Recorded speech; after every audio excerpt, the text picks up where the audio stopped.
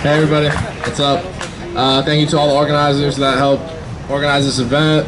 My name is Gaden, I'm from Providence. I'm part of IWOC, the Incarcerated Workers Organizing Committee. We're a prison abolitionist group. We help support prisoners on the inside. We try to, facilitate and support their organizing on the inside to fight against the fucking pigs and the COs and do what we can to, build a new world. So, well, let me just pull up my little speech real quick. So, there we go. So, yeah, I speak to you as an abolitionist, first and foremost. That means I believe we must abolish prisons, prison slavery, and the police. Abolitionists believe these things because these things are racist to their core. As institutions, from the beginning, they're covered in blood. The institutions of policing and prisons, and they're interconnected. Had George Floyd not been killed on the street that day, he would have been gone to jail. He would have gone to prison and been incarcerated. And we want to highlight that, that connection between policing and prisons, right? As abolitionists, we believe that we have to develop new forms of living, relationships with each other and that sort of thing. We have to have new ways to address harm in our communities, right? The police are not equipped to deal with sexual assault and domestic abuse and that sort of thing. They like to say, oh, we're under-resourced, we can't do these things. They weren't designed to do that thing. They're designed to keep their boot on the neck of the working class and black people to keep us from taking rightfully back what's ours, which is the world, right?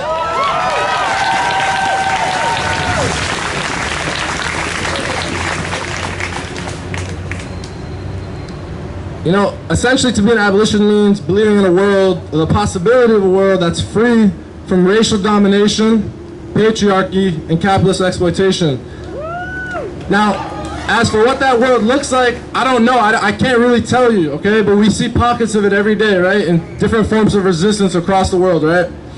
And, I'm not someone who has all the answers for that, but I think what we are seeing right now, we have some insight on how we can get there, okay? See all the businesses boarded up? See the politicians scared calling up these meetings? That's how you get there. That's part of the way to get there. You have to use any and all tactics to your disposal to get there, to get your freedom. Okay? Last week there was a curfew. Okay? After the rioting and the looting, there was a curfew. Okay? And then that curfew got lifted after thousands of people were marching in these streets openly defying the curfew laws. That's power, okay? That's a different type of power that you can't find in the ballot box. You can't find it in the City Hall Council meeting. And we have to take advantage of that. We have to take advantage of the moment that we're seeing right now. We have to elevate the struggle and ourselves and our forms of organization to heightened levels of militancy to truly challenge the state and state violence.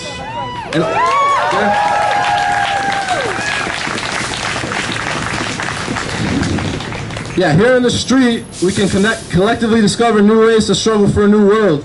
In Minneapolis, they decided to burn down the police station all over the country, even right here downtown, right? There's been rioting, looting. It scares the politicians, these sorts of things. It forces them into action because they realize their power is threatened.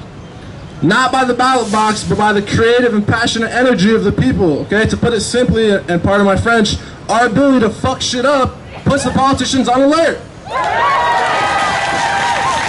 And we gotta take advantage of that. We gotta keep our foot on the gas, okay? I'm not saying we need to, be adventurous and romanticize, armed struggle or anything like that. That's not what we need to do. But we need to seize the institutions in our communities to be able to meet our human needs.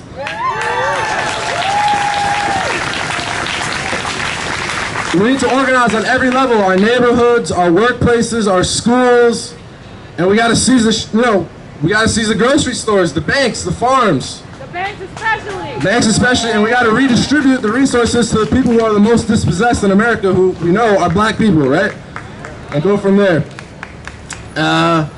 So last thing I'm going to say, we just got to take any and all advantages, I'm a strong believer in Malcolm X, who said by any means necessary to fight for your freedom and defend yourself against racist police violence. So we have to take advantage of, take advantage of the opportunity and do that. And we need work stoppages. We need to stop the flow of money. We need to stop industry, that sort of thing. I see a sign. They got a sign right there. It says "Money talks." That sign is correct. Money does talk. So if we can split, hurt their cash flow and redistribute the resources to people who need them, I think we'll make some progress. So the last thing I'll say is, let's keep our foot on the fucking gas and let's keep going, so we can put an end. So we can put an end to the racist pig violence. We can put an end to this fucking capitalist system that makes all of our lives miserable to varying degrees. And we have to use any and all tactics available to us to do that. All right, thank you.